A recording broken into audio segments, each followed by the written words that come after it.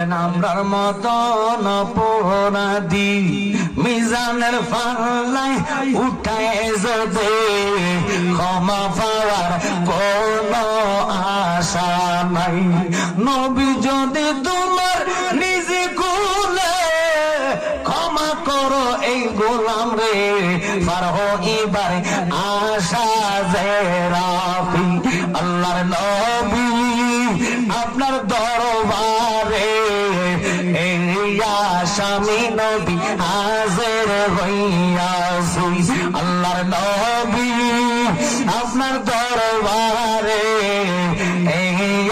স্বামী নবী চলো বলে হাতে বেরি পায়ে করি এই আসামি ফেরোয়ারে আপনার কোটে নবী সালান হইয়াছি।